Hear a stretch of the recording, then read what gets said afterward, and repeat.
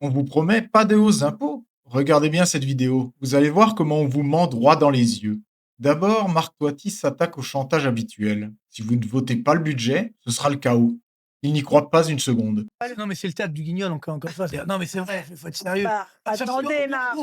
C'est le Premier ministre. Non, mais d'accord, mais quand même, parce qu'on ne veut pas voter un budget, Pas c'est d'accord. incroyable. Parce qu'on ne veut pas voter un budget, alors évidemment, ça y est, on va mettre la France à feu et à sang. C'est la technique de la peur. Votez pour nous ou c'est l'apocalypse. Mais le plus grave n'est pas là.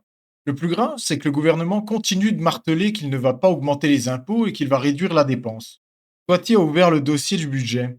Et ce qu'il a trouvé est en contradiction totale avec ça. Alors, ce qui m'a beaucoup choqué, c'est que justement, le gouvernement a lancé des petits messages en disant on ne va pas augmenter les impôts. Bon, alors moi, j'ai regardé les chiffres, hein, voilà. Et Ben alors si, les impôts vont augmenter de 40 milliards. J'y peux rien, c'est les chiffres du budget. On ne va pas augmenter la dépense publique. Ah, bah si, 37 milliards. Bon, alors, encore une fois, on est dans le déni permanent. C'est ça, moi, qui m'interpelle, qui me rend fou. C'est que le simple fait de dire la réalité, on vous montre du doigt, vous êtes complotiste, etc. Non, mais aujourd'hui, malheureusement, les fake news, elles viennent du gouvernement. C'est quand même assez incroyable.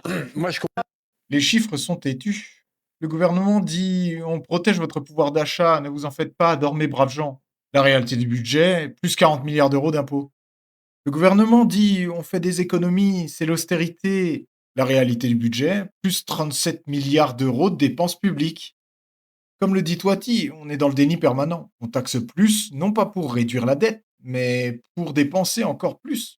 Et c'est un cercle vicieux infernal.